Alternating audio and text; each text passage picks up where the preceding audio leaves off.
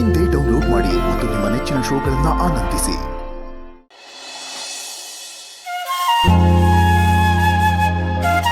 ಕೈಯಾಗಿ ಇಟ್ಕೊಂಡ್ರಿ ಮಾತು ಮುಗೀತಲ್ವಾ?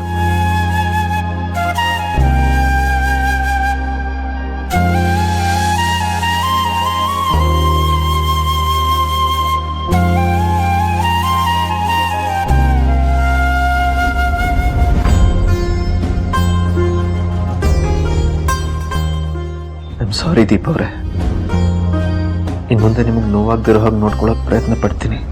ಗೊತ್ತಿಲ್ಲದೆ ಆಗಿರೋ ತಪ್ಪಿಗೆ ಇದೊಂದ್ಸರಿ ನಿಮ್ಮ ಫ್ರೆಂಡ್ನ ಕ್ಷಮಿಸಿ ಪ್ಲೀಸ್.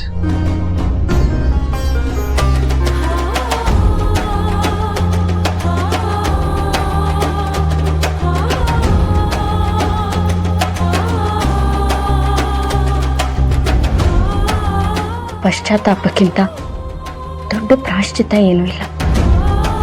ನೀವು ಬುದ್ಧಿವಂತರು, ತಪ್ಪ್ಯಾದು ಸರಿಯಾದು ಅಂತ ನಿಮ್ಗೆ ಚೆನ್ನಾಗಿ ಗೊತ್ತಿದೆ. ಆದರೂ ಒಂದೊಂದ್ಸಲ ನಿಮ್ಮ ಅದಕ್ಕೆ ಮಾತು ಕೇಳಿ ತಪ್ಪು ಮಾಡಿಬಿಡ್ತೀರ. ಇನ್ಮೇಲಾದರೂ ಹುಷಾರಾಗಿರಿ. ಆಯ್ತು, ಊಟ ಮಾಡಿ. ಬೇಡ, ಏಕೆ? ನಾನು ಬಿಟ್ಟು ತಿಂತಿರೋಳಲ್ವಾ, ಇದಕ್ಕೂ ನಿಮ್ಮ ಅದಕ್ಕೆ ಏನಾದರೂ ಹೇಳಿದ್ರೆ ಯಾಕೆ ಸುಮ್ಮನೆ? ಕ್ಷಮೆ ಕೇಳಿದ್ಮೇಲೂ ಹಠ ಸಾಧಿಸ್ತಿದ್ದೀರಲ್ಲ, ಎಲ್ಲ ಹುಡುಗಿರು ಹೀಗೇನಾ? ಹಠ ಸ್ವಾಭಿಮಾನ ಅನ್ನೋದು ನಮ್ಗೆ ಹುಟ್ಟಾಗನೇ ಬಂದಿರುತ್ತೆ, ಅದು ಯಾವತ್ತೂ ಬದಲಾಗಲ್ಲ. ನಂಗೆ ಊಟ ಮಾಡಕ್ ಮನ್ಸಿಲ್ಲ, ದಯವಿಟ್ಟು ಬಲವಂತ ಮಾಡ್ಬಿಡಿ.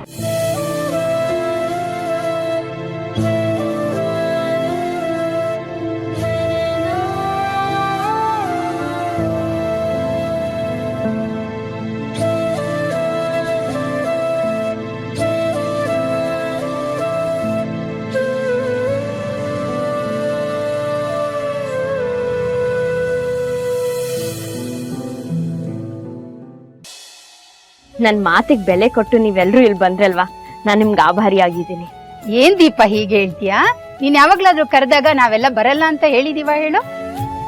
ದೊಡ್ಡ ಮನೆ ಸೊಸೆ ಆದ್ರೂ ಒಂಚೂರು ಅಹಂ ಇಲ್ಲ ನಿನಗೆ. ನಮ್ಮನ್ನೆಲ್ಲ ಎಷ್ಟು ಪ್ರೀತಿಯಿಂದ ಮಾತಾಡ್ಸ್ತೀಯ. ನಿನ್ ಜಾಗದಲ್ಲಿ ಬೇರೆ ಯಾರಾದ್ರೂ ಇದ್ರೆ ಅವ್ರ ತಲೆ ಮೇಲಿರ್ತಿತ್ತು. ಈ ನೀನ್ ಒಳ್ಳೆತನನೇ ನಿನ್ನ ಕಾಪಾಡಿರೋದಮ್ಮ.